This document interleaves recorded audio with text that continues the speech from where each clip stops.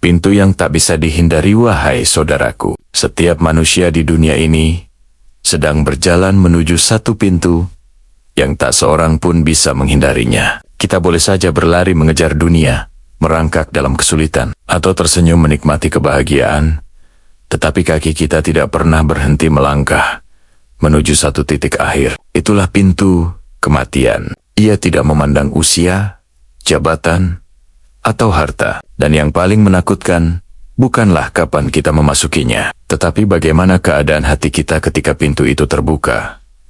Kematian bukanlah sesuatu yang bergerak ke arah kita dengan cepat. Ia tidak mengejar, tidak mendesak, tidak menghantui. Justru, sebaliknya kita yang setiap hari mendekatinya tanpa sadar. Sejak lahir, langkah kita sudah terhitung. Setiap detak jantung adalah satu langkah menuju pintu terakhir. Bahkan ketika kita tertawa, tidur, makan, bekerja, jam perjalanan itu tetap berputar. Dan kita sering lupa bahwa putaran itu tidak pernah mundur. Betapa banyak manusia yang hidup dengan siol-yola mereka, memiliki jutaan hari tersisa. Kita menunda kebaikan, menunda taubat, menunda memperbaiki diri, karena merasa masih panjang perjalanan. Padahal, tidak ada satupun dari kita yang membawa kalender berisi jadwal kematian. Tidak ada pesan singkat dari langit yang memberi peringatan. Tidak ada undangan resmi yang bisa kita tolak. Kematian hanya datang sekali. Dan setelah itu, tidak ada kesempatan tambahan. Kita sering takut kehilangan pekerjaan, takut gagal dalam cinta, takut miskin, takut tidak dihargai. Namun jarang sekali kita takut pada hal yang pasti terjadi. Saat ketika ruh keluar meninggalkan tubuh, dunia menakutkan. Karena kita tidak tahu apa yang akan terjadi, tapi kematian justru lebih pasti daripada apapun. Dan meskipun kita tahu itu pasti, entah mengapa kita tetap bersikap seakan hidup ini tanpa ujung. Seakan esok dijamin. Seakan usia bisa dinegosiasikan. Saudaraku, pintu kematian bukanlah pintu yang gelap. Jika kita menyiapkan cahaya sebelum masuknya, pintu itu bisa menjadi jalan menuju ketenangan yang abadi. Tempat di mana tidak ada lagi tangis atau luka, tetapi bagi yang datang tanpa persiapan, pintu itu bisa menjadi awal dari penyesalan yang tak tertahankan. Karena itu, memahami kematian bukanlah untuk menakut-nakuti diri, tetapi untuk mengambil kendali atas hidup yang masih tersisa. Selama kita hidup, kita masih punya kesempatan untuk mengubah arah. Ketakutan yang salah, arah saudaraku. Manusia di dunia ini seringkali dikuasai oleh ketakutan. Kita takut kehilangan uang, takut ditinggalkan, takut tidak sukses, takut dipandang rendah. Kita cemas jika masa depan tidak berjalan sesuai keinginan.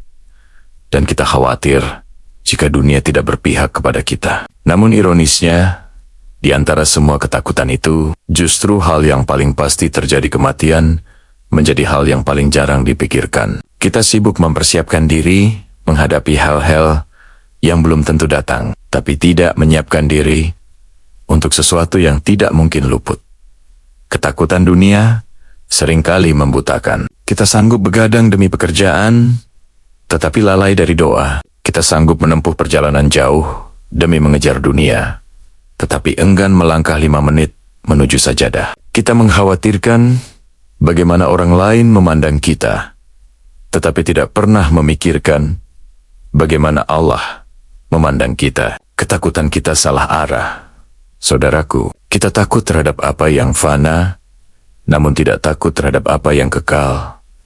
Padahal dunia ini hanyalah tempat singgah. Tidak ada satupun yang kekal di dalamnya. Apapun yang kita takutkan hari ini, kemiskinan, rasa sakit, kegagalan, semuanya hanya ujian sementara. Sedangkan kematian adalah pintu yang membuka seluruh kebenaran. Dunia menipu dengan kesibukan dan hiruk-pikuknya, tetapi kematian datang dengan kejujuran yang telanjang. Ia tidak mengenal basa-basi. Ia datang membawa kebenaran yang tidak bisa kita sembunyikan. kita takut miskin, tetapi lupa bahwa rezeki diatur oleh Allah. Kita takut gagal, tetapi lupa bahwa takdir sudah ditulis sebelum kita lahir. Kita takut tidak dicintai manusia, tetapi lupa mencintai Allah yang memberi kita hidup. Ketakutan kita tertuju pada baanggen-baanggen dunia, padahal yang seharusnya kita takutkan adalah ketika Allah tidak ridho pada kita. Karena kerugian terbesar bukanlah kehilangan harta atau manusia, tetapi kehilangan arah menuju akhirat.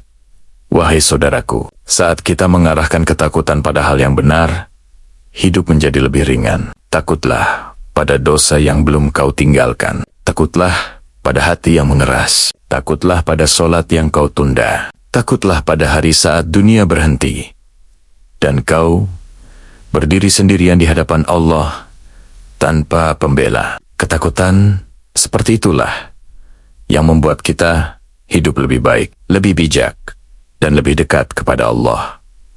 Karena ketakutan yang benar justru membawa ketenangan. Dan ketenangan itu tidak pernah datang dari dunia, ya, datang dari iman.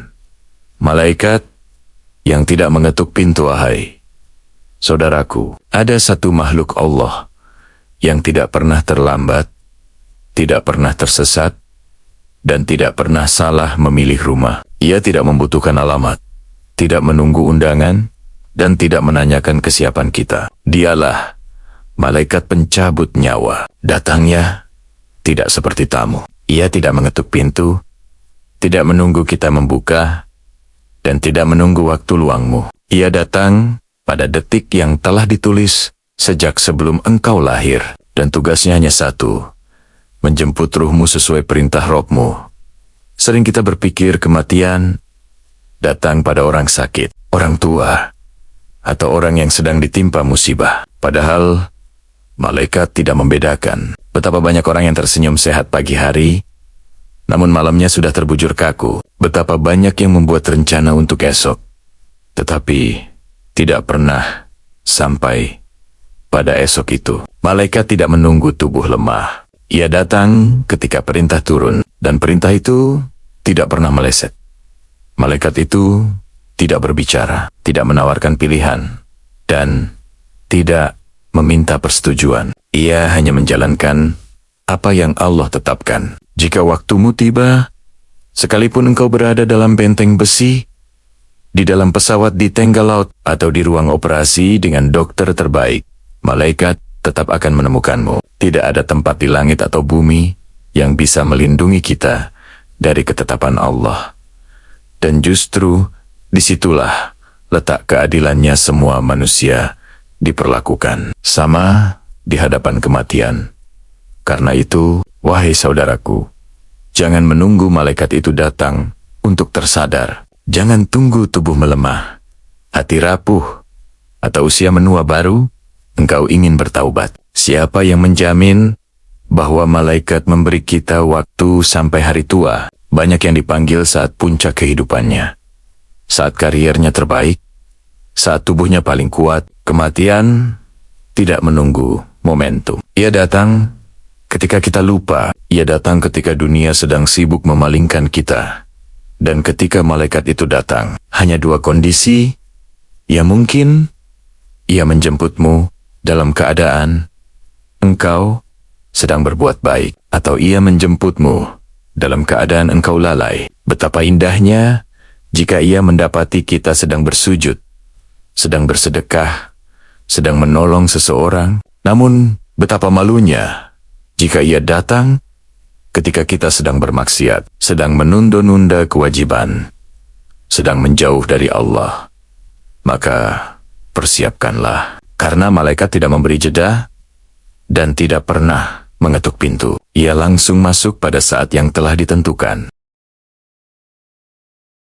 Detik yang tidak pernah mundur. Wah, saudaraku, sejak pertama kali engkau membuka mata di dunia, ada sebuah jam yang langsung mulai berdetak. Jam itu tidak butuh baterai, tidak pernah berhenti, dan tidak pernah salah waktu. Ia berjalan dengan tenang, tanpa suara, tanpa tanda, dan tanpa jeda. Itulah jam perjalanan hidupmu. Setiap detik yang berlalu bukan hanya waktu yang kamu gunakan, tetapi waktu yang tidak akan pernah kembali. Tidak peduli seberapa kuat engkau menangis, menyesal, atau memohon detik, itu tidak akan mundur. Kita sering merasa waktu berjalan lambat ketika kita menunggu dan terasa cepat ketika kita bahagia. Padahal waktu tidak pernah mempercepat atau memperlambat langkahnya. Kitalah yang berubah. Waktu hanya bergerak lurus, mengantarkan kita ke titik akhir yang sudah ditentukan. Setiap napas, setiap langkah, setiap keputusan, semuanya membawa kita mendekat, sedikit demi sedikit. Dan tanpa kita sadari, kita sudah jauh dari titik awal dan sangat dekat dengan titik akhir.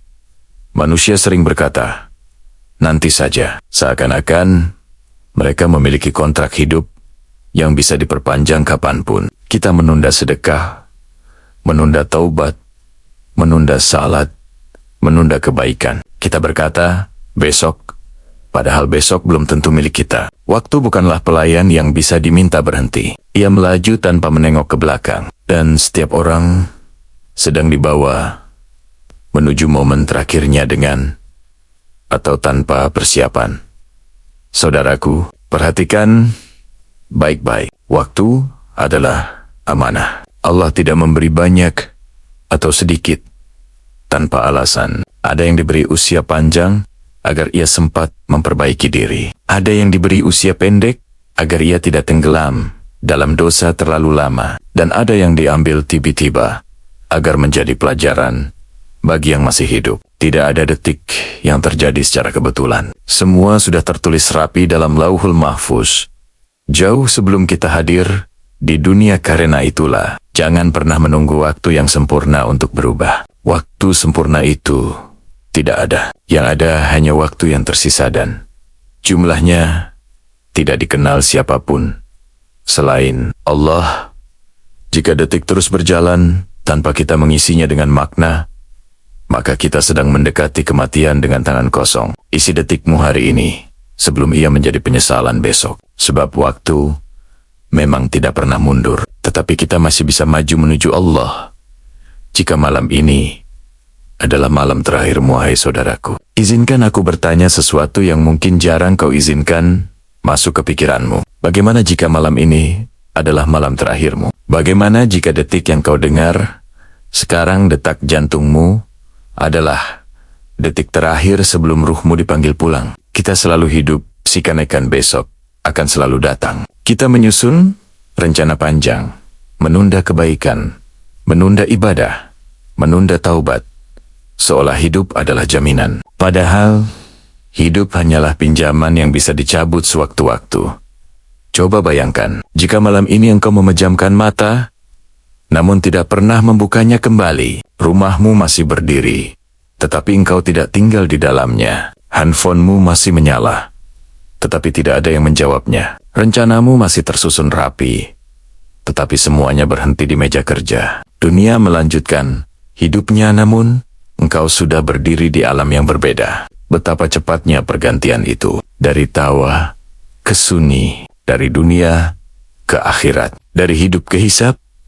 Jika malam ini adalah malam terakhir, apakah engkau siap mempertanggungjawabkan setiap kata yang pernah engkau ucapkan? Setiap chat yang pernah kau kirimkan? Setiap mata yang pernah kau sakiti? Setiap nikmat yang pernah kau sia-siakan? Inilah saat di mana tidak ada lagi alasan. Tidak ada lagi topeng. Tidak ada lagi pembela. Yang tinggal hanyalah amalmu. Seperti sahabat yang menunggu dalam gelap, dan kau hanya bisa berharap ia cukup untuk bersinar. Saudaraku, jika malam ini malam terakhir, apakah salatmu sudah cukup untuk menyelamatkanmu? Apakah sedekahmu sudah menjadi tameng bagimu? Apakah dosamu sudah engkau tinggalkan? Kita sering menunda taubat karena merasa masih punya hari esok. Namun siapa yang memberi kita jaminan bahwa esok akan datang? Siapa yang menjamin bahwa kita masih bisa bangun untuk sujud lagi? Kematian tidak menunggu. Ia datang saat Allah berkata, cukup. Dan jika malam ini benar-benar menjadi malam terakhir, semoga Allah menemukan kita dalam kebaikan. Semoga kita tidur dengan hati yang bersih, dengan dosa yang telah kita sesali, dan dengan niat untuk kembali kepadanya. Karena kematian tidak memilih waktu terbaik untuk kita, tetapi kita bisa memilih untuk memperbaiki diri sebelum waktu itu tiba. Maka bersiaplah setiap malam, seakan-akan esok engkau akan dihisap. Bersiaplah setiap sujud, seakan itu sujud terakhir. Hidup akan terasa lebih berarti ketika kita menyadari bahwa malam terakhir bisa datang kapan saja. Napas, peringatan yang sering dianggap sepele. Wahai saudaraku, setiap kali engkau menarik napas, sebenarnya ada pesan halus dari Allah yang sering kita abaikan. Kita menganggap napas itu hal yang biasa, padahal itu adalah salah satu nikmat terbesar yang tidak pernah kita sadari. Tidak ada kontrak, tidak ada jaminan, tidak ada alasan khusus mengapa Allah masih mengizinkan paru-parumu bekerja hari ini. Namun setiap helaan dan tarikan napas adalah bentuk belas kasih-Nya, sebuah pertanda bahwa engkau masih diberi kesempatan untuk memperbaiki apa yang sudah lama kau biarkan rusak. Ada banyak orang yang berpulang tanpa sempat menarik napas terakhir secara sadar. Ada yang tidur dan tidak bangun lagi. Ada yang sedang makan, tiba-tiba terdiam. Ada yang sehat, lalu tiba-tiba tersungkur. Kita lupa betapa rapuhnya hidup ini. Betapa mudahnya Allah mengambil nikmat napas itu hanya dalam 1 detik. Dan anehnya, kita masih berani menggunakan napas yang gratis ini untuk berbuat maksiat, untuk mengeluh, untuk menyakiti orang lain, seolah-olah napas itu milik kita sendiri. Padahal, jika Allah menahan napasmu hanya beberapa detik saja, seluruh kesombonganmu hilang, jabatanmu tidak berarti, uangmu tidak bisa menolong, kekuatan tubuhmu tidak ada gunanya. Napas adalah pengingat bahwa kita bukan apa-apa tanpa izin Allah.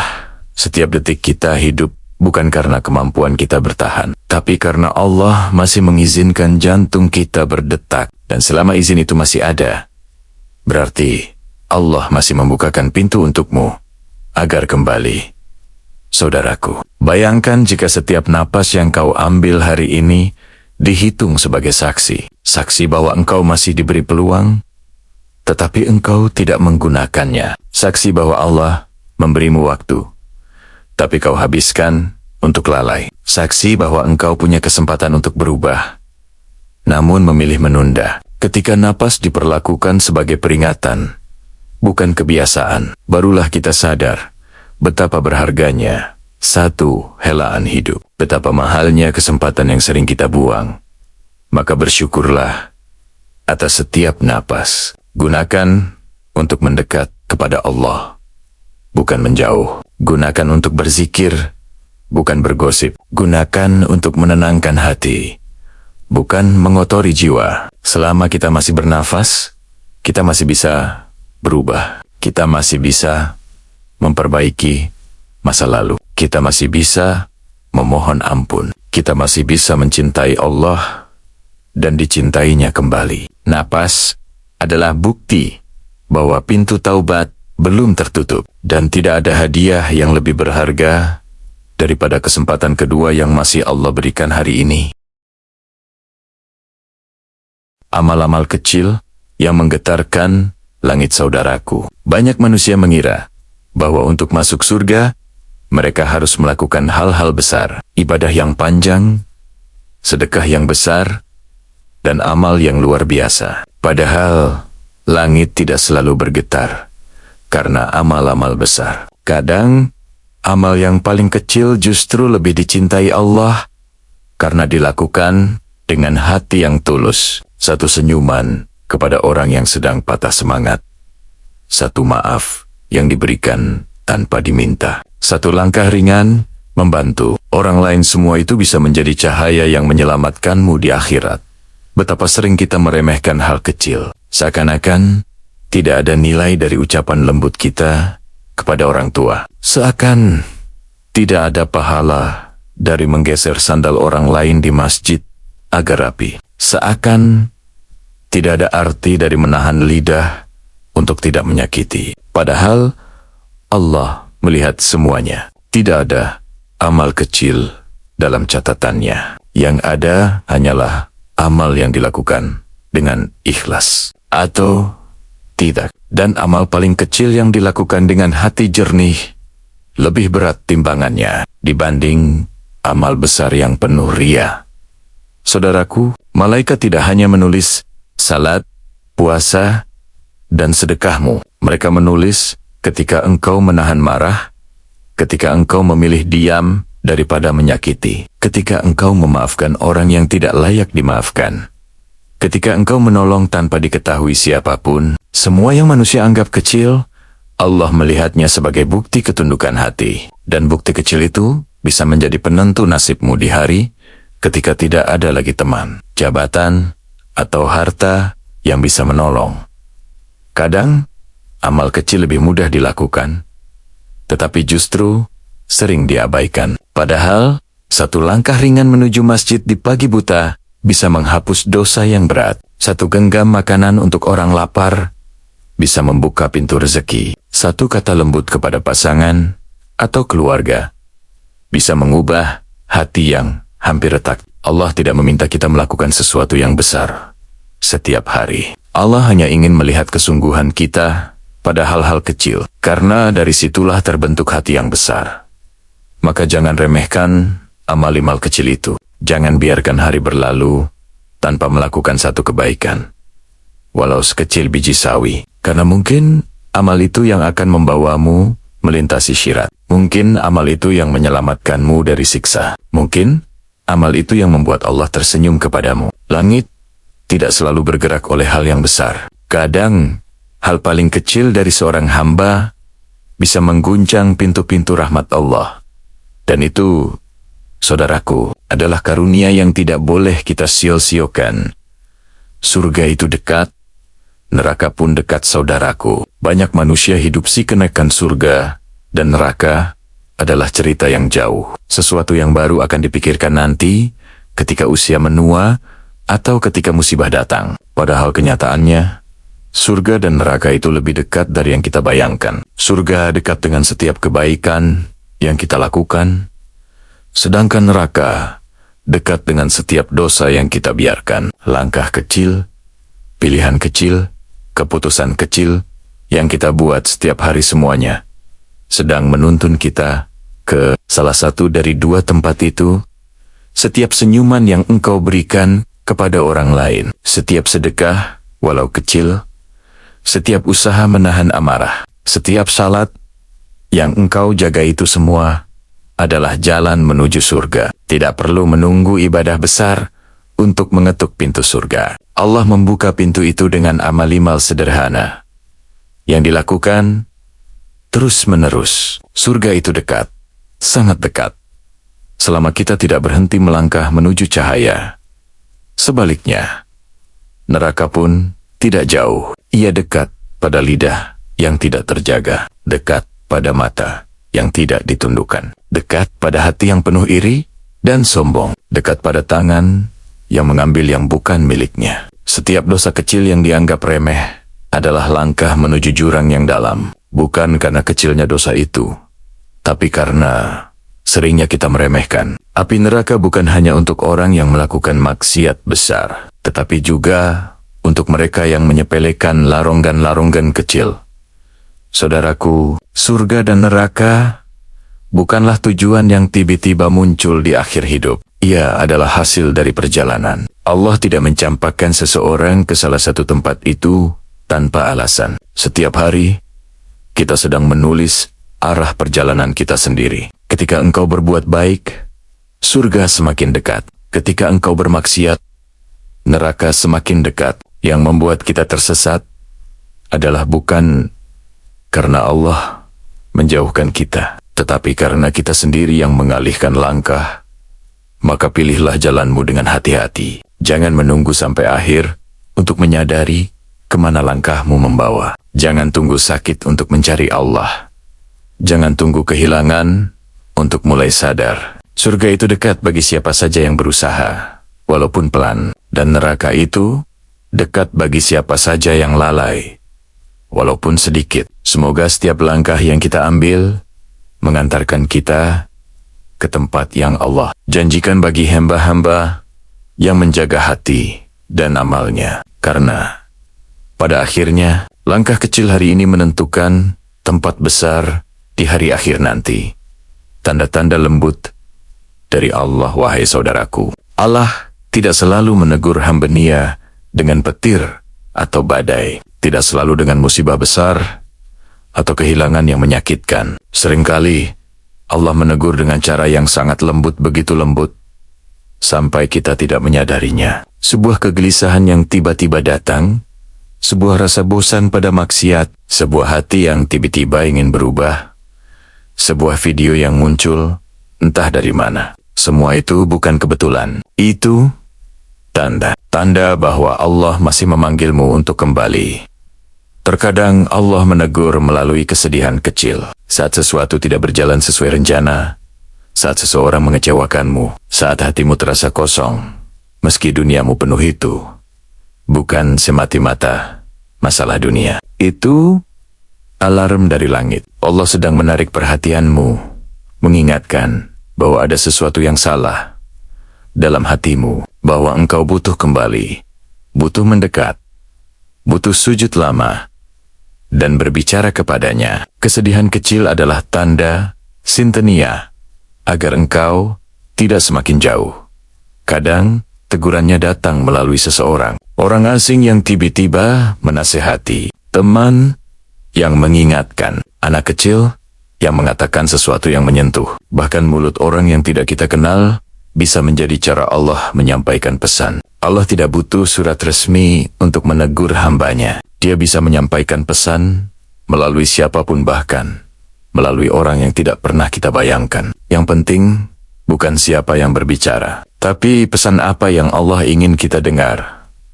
Dan terkadang teguran Allah datang dalam bentuk kehilangan. Kehilangan orang yang kita sayangi, kehilangan pekerjaan, kehilangan semangat, kehilangan kenyamanan. Semua itu bukan untuk menghancurkan kita. Allah mengambil sesuatu yang kita cintai, agar kita kembali mencintai Dia lebih besar. Agar kita menyadari bahwa tidak ada yang betul-betul milik kita. Semua hanyalah titipan yang suatu hari akan kembali kepada pemiliknya. Kehilangan adalah pelukan keras dari Allah, bukan hukuman.